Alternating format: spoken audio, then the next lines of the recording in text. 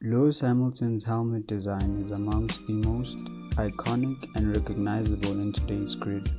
In today's video, we will explore how it has evolved over the years, specifically looking into the influences that have caused him to change certain elements into his design and inspirations that he has taken.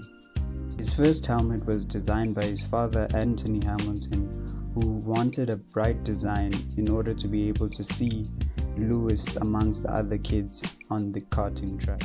The helmet was yellow with red, blue and green ribbons on it. As his career progressed, he would later go on to make changes to his design and the style of the helmet. I changed, used to have rocket red here, gone back to candy apple red, which is one of my favorite colors. And we've broken this down. Instead of having one strip, we've broken it up a little bit.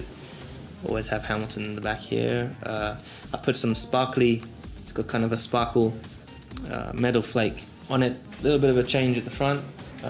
Changed the bolts to red. In 2014, he opted to end his 20-year relationship with Arai helmets in order to change to Bell helmets.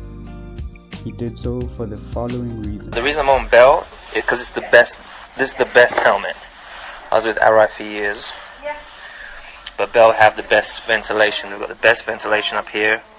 The visor seals. So like last year, Nico was on some other helmet, I think, for part of the year, and then he had water coming in the visor, so he asked to borrow my helmet, and then he went to Bell, and it's lighter as well. And they're just amazing at putting the work in to change. Like every time I want to change something, they're like, yeah, sure.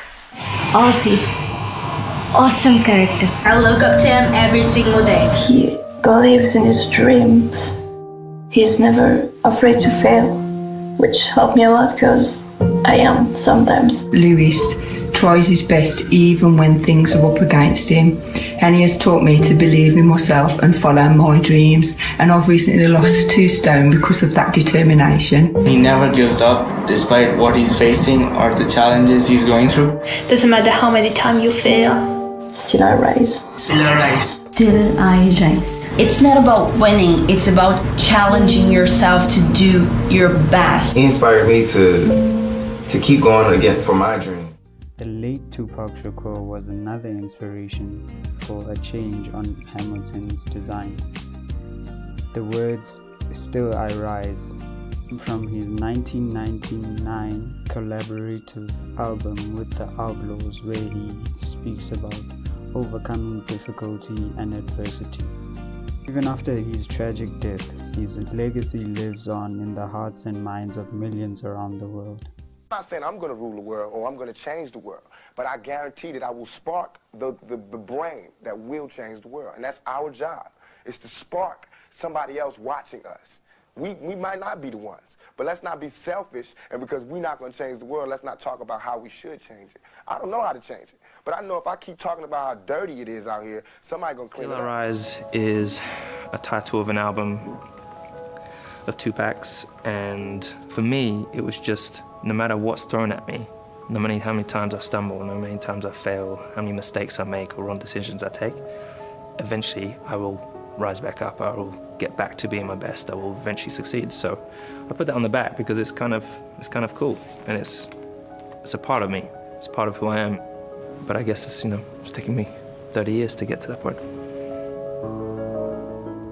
As a devout Christian, Lewis takes much of his strength from his faith, as we will see from the following videos. I've got a guardian angel here, I've got the Sacred Heart of Jesus here, and I've got an image of Michelangelo sculpture of Mary holding Jesus from when she came off the cross. So Mary's at the front here, and then you see Jesus. I'd leave church on a Sunday thinking, wow, I've really gained my direction, where to go. So church was really my compass, so that's why I got the compass. The real main difference is the back, got Christ the Redeemer. My initial helmet that I designed had the ribbon or the band at the top, and then it would come down as a solid kind of, it's supposed to be ribbons. But then I started to break them up. But this kind of works well because I've got now 4, but I've got 3 stars for the 3 World Championships, and I've got a space here, which I hope at some point to be able to fill. His current helmet design is called Purple. Having my helmet be black and purple this year. So I've only just seen this for the first time.